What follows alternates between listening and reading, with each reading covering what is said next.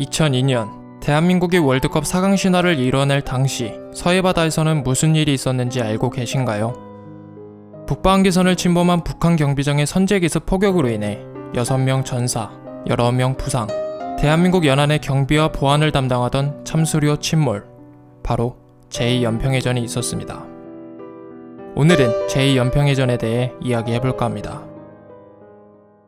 2002년 6월 29일 꽃다운 청년들을 실은 참수리 357호를 포함한 4척의 고속정들은 서해를 수호하기 위해 출항에 나서게 됩니다. 그렇게 여느 때처럼 평화로운 북방한계선 부근을 경비하던 중 북한 측 해상에서 꽃게잡이 어선을 경계하던 북한 경비정 2척이 북방한계선을 침범하여 계속 남하하는 걸 보게 되죠. 이에 즉각 대응에 나선 참수리호 4척 중 2척은 남한 경비정 1척을 맡고 357호와 358호는 남은 경비정을 맡은 동시에 교전 수칙에 따라 퇴거 경고를 하고 북한 경비정을 우리 경비정의 선체로 막아서는 이른바 차단 기동을 하며 교전 대비 태세를 취하게 됩니다.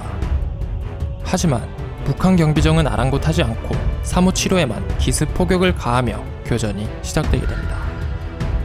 357호가 피격당하는 걸 보게 된 358호는 즉시 대응 사격을 하려 했으나 357호의 북한 경비정이 가려 보이지 않았고 또한 너무 가까운 거리라 사격 통제를 할 수가 없었죠.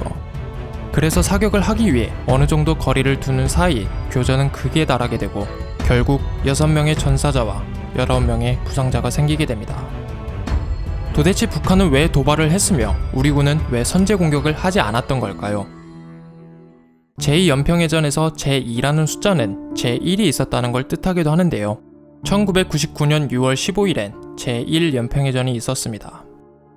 당시 교전으로 인해 우리 군은 장병 7명이 부상당했지만 선체의 일부만 파손되었고 전사자는 없었습니다.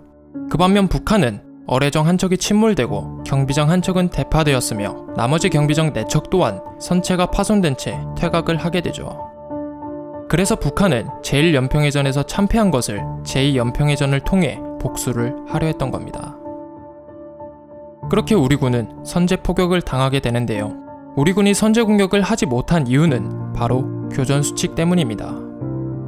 먼저 교전 수칙은 1953년 정전협정 이후 휴전 상태가 되고 나서 양측의 최고 지도부의 지시나 허가 없이 사소한 문제나 이유로 인한 충돌, 전투, 전쟁을 사전에 방지하기 위해 매뉴얼로 규정해 둔 것을 바로 교전 수칙이라고 하는데요. 당시 우리나라 해상 교전 수칙은 북한 측 군함이 북방한계선을 넘어와 처음 마주쳤을 때 먼저 날 공격하는 경우가 아니라면 우리는 경고 방송이나 시위 기동 등 사격을 제외한 다른 방법을 사용해야 했습니다. 그 말은 즉 우리 군이 경고 방송이나 시위 기동을 하기도 전에 북한군이 선제 공격을 가하면 무차별적으로 당할 수밖에 없다는 뜻이죠. 그래서 이러한 문제 때문에 제2연평해전이 발생하게 된 겁니다. 이후 우리나라는 북한의 선제 공격 행위를 명백한 정전협정 위반이며 북한 측의 사과와 책임자 처벌, 재발 방지를 요구했으나 북한은 우리나라의 요구를 무시한 데다 우발적 충돌이라는 통지문을 보내왔다고 합니다. 하지만 북한 최고 지도부에서 해군에서도 영웅이 나와야 한다는 지시가 있었다는 것이 탈북자들에 의해 밝혀지게 되고 일부 자료에서 연평해전을 일으키기 위한 세세한 준비 과정까지 나오게 되며 제2연평해전은 명백한 북한의 도발이라고 단정짓게 됩니다. 우리나라는 연평해전으로 큰 피해를 겪고 나서야 기존의 5단계의 교전 수칙이 3단계로 단순화됐다고 전해지고 있는데요.